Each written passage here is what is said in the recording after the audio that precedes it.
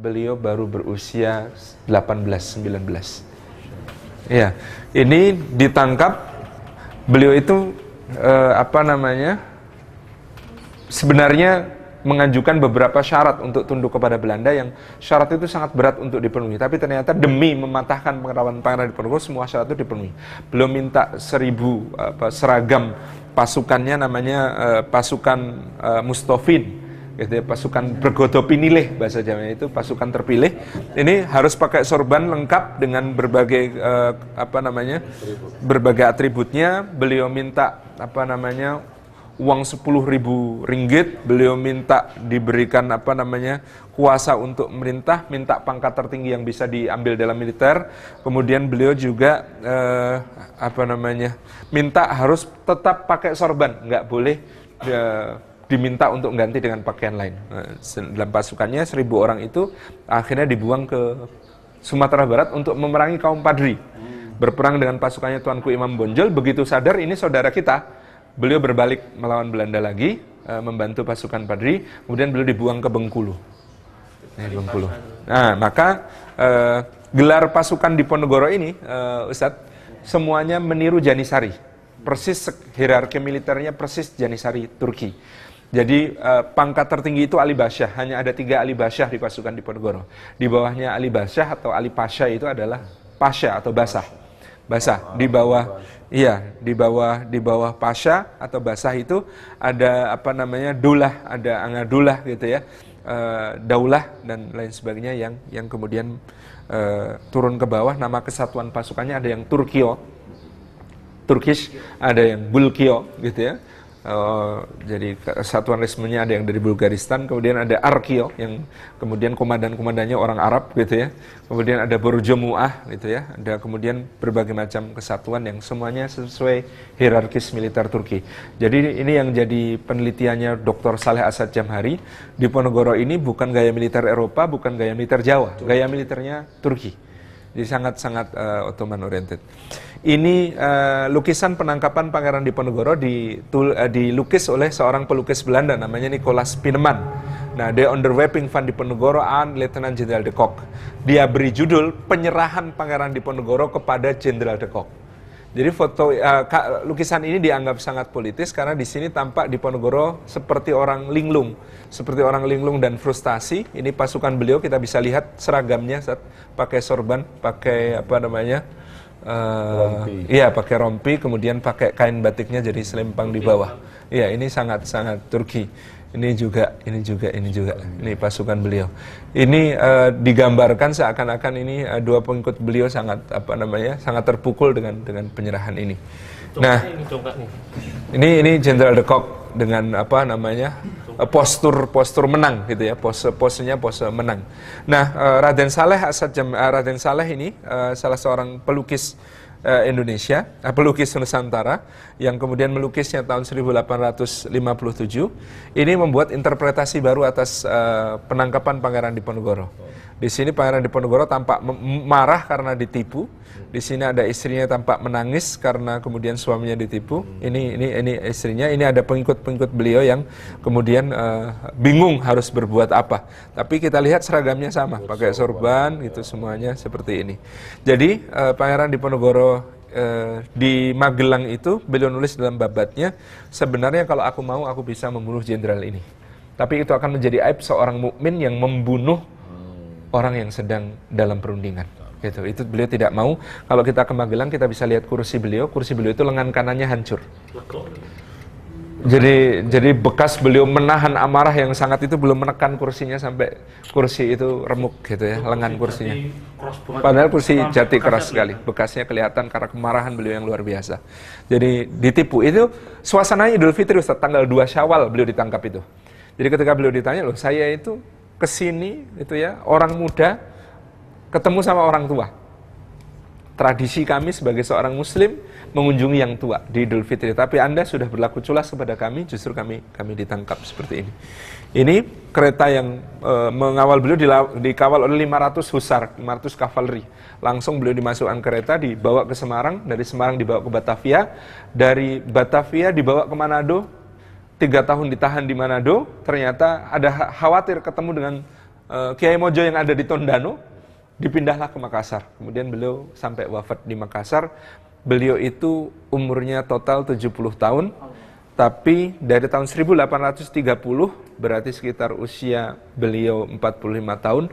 Berarti 25 tahun usia beliau dihabiskan di tawanan dan pembuangan. Ini yang kemudian kita lihat di sini. Ini beliau ini simbol dari perlawanan seluruh Nusantara, karena ketika beliau berjuang maka seluruh unsur masyarakat Jawa itu terlibat, dari para ulama, santri, bangsawan itu ada sekitar 60% Pangeran Keraton Yogyakarta itu ikut berperang bersama Diponegoro. Dan kemudian sebagian gugur. Salah satu yang paling dahsyat cerita gugurnya itu Pangeran Ngabei, gugurnya di Kulon Progo. Itu heroik sekali, ya.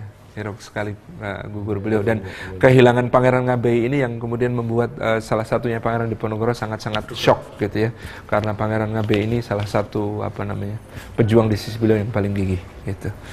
Ini makam beliau di Makassar, diresmikan oleh Bung Karno tahun 50.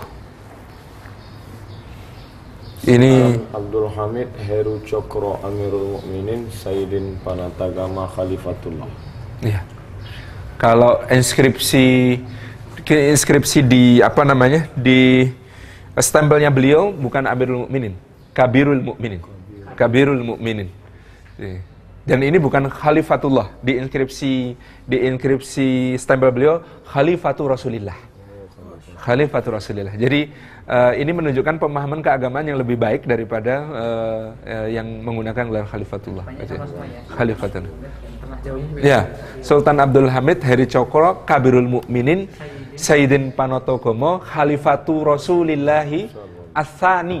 Beliau menggunakan kata As-Tsani karena Abdul Hamid I adalah Sultan Turki Utsmani pada saat beliau lahir. Jadi di belakang As-Tsani. Khalifatu Rasulillah As-Tsani. Iya. Tanah Jawi ada. Iya. Jadi beliau ini darah Nusantara berkumpul. Jadi ada nenek dari Madura, ada nenek buyut dari Bima dan Goa.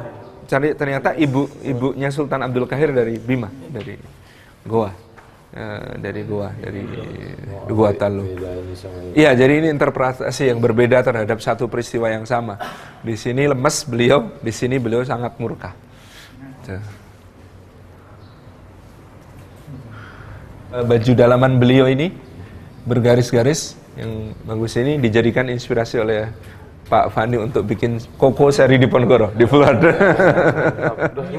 Udah. Iya. Berarti memberi. Insya Allah.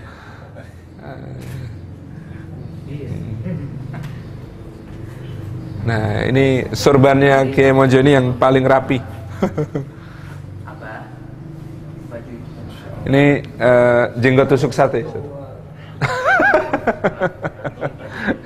Jenggotnya beliau tipis tapi panjang. Nah, Kiai Mojo ini di makamnya di Tondano ada inskripsi tertulis lahir 1764, wafat 1849. Ada kesalahan sedikit di situ. Yang lahir 1764 adalah Kiai Mojo Sepuh, bapak beliau. Ini beliau lebih muda dari Pangeran Diponegoro. Beliau baru lahir tahun 1792. Jadi Diponegoro 1785, ini lahir 1792. Maka ketika perang Diponegoro pecah, beliau baru umur 33 tahun. 8 ditambah 25, 33 tahun. Pangeran Diponegoro umur 40, Kiai Mojo umur 33 ketika perang Diponegoro pecah. Iya, ini umur 33, seumur saya. Yang lebih muda lagi bawahnya Pak ya? Nah. Ya, ini 15 tahun ketika jadi panglima. 18 tahun ketika ditangkap. Kita umur 40 baru mau belajar naik kuda. Iya, semua Itu pun tuh update status. Sentot Prawiro Dirjo ini keturunan dari Ronggo Prawiro Sentiko. Ronggo Prawiro Sentiko itu Bupati Wedana Mancanegara Timur. Jadi Gubernur Jawa Timur pada masa Sultan Hamengkubuwono I. Nah, dia juga adalah kakak ipar dari Sultan Hamengkubuwono I. Jadi nasab mereka ketemu di situ. Nasab mereka ketemu dan Sultan Hamengkubuwono I atasnya jadi tua. Nah, marga kakeknya Ronggo Prawiro Sentiko itu namanya marganya Basyaiban. Jadi ini berdarah Arab. Nah, jadi di Ponorogo juga dapat darah Arab dari nenek buyutnya juga sama itu. Di Santri ada yang Basyaiban kan? ada kah? Oh, malah belum tahu. Nah, beliau ini makanya keturunannya baik di keturunannya Sentot itu kalau kita ketemu saya ketemu dengan namanya Pak Eko di Inggris, di London. Ada Dr. Handika Ramadan di UI dan sebagainya itu. Kemudian kalau sekarang ya bintang film ya Hamas Syahid itu. Itu keturunannya Sentot itu tinggi-tinggi orangnya. Keturunan Sentot itu tinggi-tinggi. Dari ibunya. Oke, kita sambil jalan ya, banyak hal. Kita bisa lihat. Ini jemparingan, panahan. Busur dan beliau. Okay. Ini blunderbuss, senapan-senapan yang dipergunakan oleh Laskar Pangeran Diponegoro. Ada isu kapal-kapal berlabuh di pantai selatan Jawa mensuplai beliau dengan senjata dan ada